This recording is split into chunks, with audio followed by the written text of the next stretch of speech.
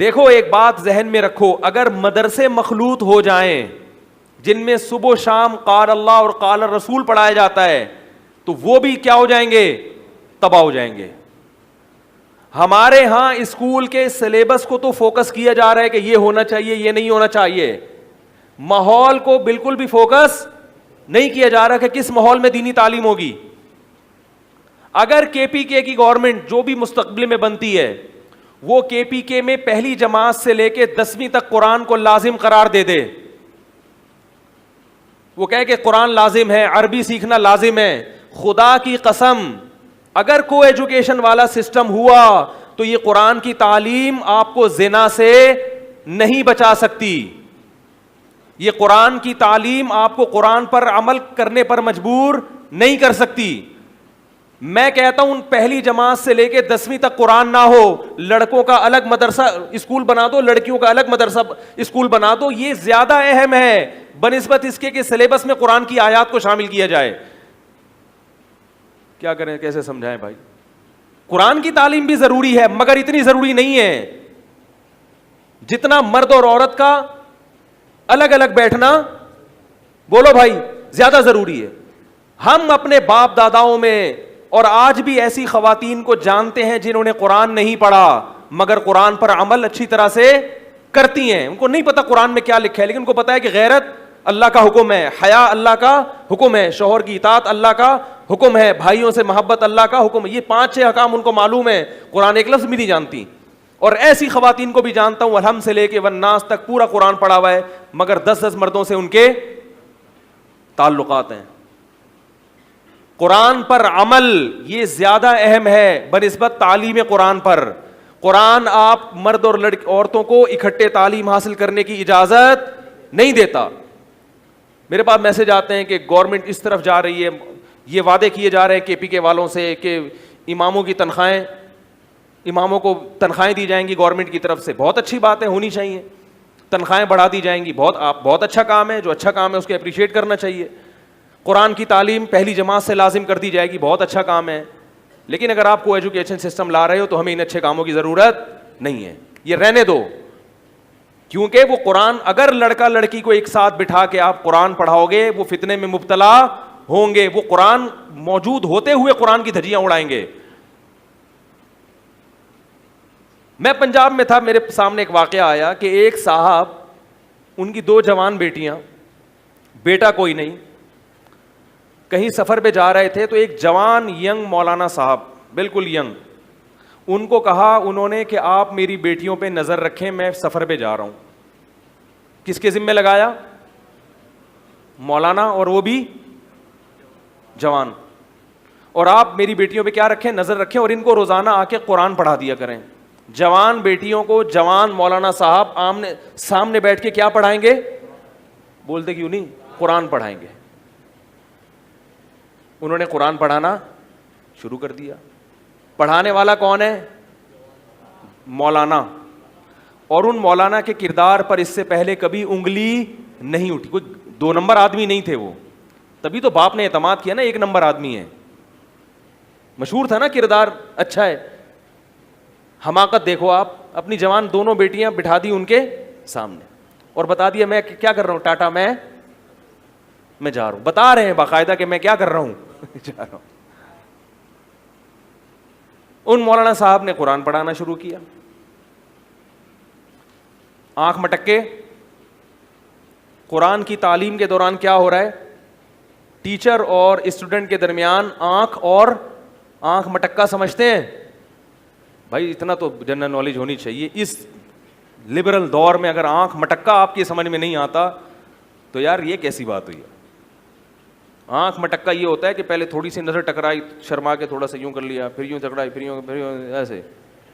ایک ہوتا ہے باقاعدہ آدمی اسی نیت سے بیٹھے, ایک ہوتا ہے نیت یہ نہ ہو, لیکن وہ شاعر کا شعر ہے نا, نظر سے جو ٹکرا گئی تو کیا ہوگا, میری محبت کو شے آ گئی تو کیا ہوگا.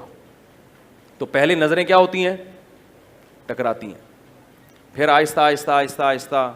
تو وہ خلاصہ میں پورا پروسیس تو نہیں بتاؤں گا ورنہ بہت سے لوگ یہاں سیکھ کے جائیں گے, اچھا یہی ہوتا ہے پہلے, ٹھیک ہے. خلاصہ بتا دیتا ہوں کہ نتیجہ یہ نکلا کہ سیٹنگ ہوئی, اور گھر سے کیا دونوں کیا ہو گئے؟ ظاہر ہے 2 بہنوں کو لے کے تو بھاگ نہیں سکتے تھے. ایک بہن کو لے کے مولانا صاحب بھاگے, اور وہ بھی ان کے ساتھ باقاعدہ اپنی مرضی سے فرار ہوئیں. سمجھ رہے ہیں؟ پھر انہوں نے کہیں چھپ کے شادی کی, کورٹ میرج کی, اور ہنسی خوشی زندگی گزارنے لگے. ابا جب گھر میں آئے ہیں تو کفے وہ مجھ سے بھی ملے, ان کے ابا کہہ رہے ہیں مجھے وہ مولوی ملے, میں یوں کر دوں گا, میں یوں کر دوں گا. میں نے کہا آپ نے جو کرنا تھا کر لیا. سمجھ رہے ہیں؟ آپ نے گوشت چیل اور کوؤں کے سامنے رکھ دیا, اور اب چیل اٹھا کے جا رہی ہے, تو آپ کہہ رہے ہیں مجھے چیل ملے تو دیکھو میں اس کا یہ کر دوں گا, میں اس کا یہ. پاگل پنا ہے. اب مرغا مرغی کو چھیڑ رہا ہے تو آپ بولو گے میں دیکھتا ہوں مرغے, تجھے دیکھتا ہوں, تو سالے نظر اٹھا کے تو دیکھ. یہ اتنی, میں حیران ہوں لبرل لوگوں کو اتنی موٹی بات سمجھ میں نہیں آتی, کیونکہ اس بیان پہ کمنٹس, جو لبرل طبقہ ہے نا, اس کے کمنٹس آ رہے ہیں مولوی اسی چکر میں لگے ہوئے ہیں, انگریز کہاں پہنچ گیا, چاند پہ. یہ بھی تو کہہ رہے ہیں لڑکا لڑکی کو مت بٹھاؤ آپس میں, نہ ان کو وہ جناب, اور وہ تو مولوی تھا جو کورٹ میرج کر کے بھاگ گیا. ٹھیک ہے نا, میں نے ان سے کہا, میں نے کہا شکر کریں اس نے میرج کی ہے. جو لبرل لوگ ہوتے ہیں وہ مولوی صاحب پہلے سے میرڈ بھی تھے, شادی شدہ تھے, انہوں نے دوسری کر لی. تو میں نے کہا کوئی اور ہوتا تو وہ, سب کی بات نہیں کر رہا بھائی, سب سے بدگمان نہ ہو, لیکن بہت سے ایسے ہوتے ہیں کہ وہ شادی نہیں کرتے, وہ بس لائف کو انجوائے کرتے اور آپ کو پتہ ہی نہ ہوتا کیا ہو رہا ہے, کیونکہ وہ ایک بیوی کی موجودگی میں دوسری شادی کرنے کو غلط سمجھتے ہیں, تو وہ پھر کیا کرتے, ناجائز راستہ اختیار کرتے اور آپ کو پتہ ہی نہ ہوتا. تو یہ میں مثال کیوں دے رہا ہوں, پڑھانے والے کیا ہے, مولانا صاحب جنہوں نے ساری زندگی قال اللہ قال رسول پڑھا, جن کی کردار پر کبھی کسی نے انگلی, بولو بھائی, نہیں اٹھائی. اتنا کردار کا اچھا کہ باپ اعتماد کر رہا ہے اپنی بیٹی کے معاملے میں, لیکن جب بیٹی ہی عاشق ہو جائے, وہی بھاگنے کے لیے تیار ہو, تو پھر آپ کو شیطان یہ بھی پٹیاں پڑھا دیتا ہے کہ بھائی میں کسی کی ڈاکہ نہیں مار رہا, کوئی آستین کا سانپ نہیں بن رہا. جب یہ خود چاہتی ہے تو پھر بھاگنے میں کیا حرج ہے. جب ایک عالم دین وہ لڑکی کو پڑھا رہا ہے, اور پڑھا بھی کیا رہا ہے, قرآن, وہاں ایسے واقعات ہوں گے, تو میرے بھائی جب آپ قرآن کے علاوہ کوئی چیز پڑھو گے, اور پڑھانے والے بھی لبرل, اور جو اسکول میں بچے آ رہے ہیں وہ بھی ٹین ایجز, وہ بھی میرڈ نہیں, یہ تو میرڈ تھے, وہ بالکل چھڑے چھاٹ کمارے, اور لڑکی بھی ایک نہیں 20-25 قسم کے مختلف ڈیزائن بیٹھے ہوئے ہیں, تو عقل ماتم کرنے کا دل کرتا ہے کہ نہیں کرتا؟ کیا کہاں جا رہے ہو بھائی, کیا سوچ کے اس سسٹم کو آپ معاشرے میں پروموٹ کر رہے ہو؟ میں نے بتایا تھا آپ کو کہ پنجاب یونیورسٹی میں گیا ہوں, میں نے دیکھا ہے وہاں کا ماحول, چرس اور ہیروئن لڑکیوں میں عام ہو رہی ہے. کیوں ہو رہی ہے؟ کو ایجوکیشن سسٹم آپ کو ڈپریشن کا مریض بنا دیتا ہے, کیونکہ آپ کو اتنے مختلف ڈیزائن نظر آتے ہیں, مگر سب ڈیزائن آپ کو ملتے نہیں ہیں. ہر ایک میں اتنی طاقت بھی نہیں ہوتی لے کے بھاگ جائے, اور ہر ایک بھاگنے کے لیے تیار بھی نہیں ہوتا, اور بھاگنے کے بعد کے جو مسائل ہیں وہ ہر آدمی افورڈ کر بھی نہیں سکتا. وہی ہوا, وہ لڑکی کو پھر کیا ہوا بعد میں, وہ لے کے بھاگ گئے, اس کے اولاد بھی ہو گئی, باپ سے بھی رشتہ ختم ہمیشہ کے لیے.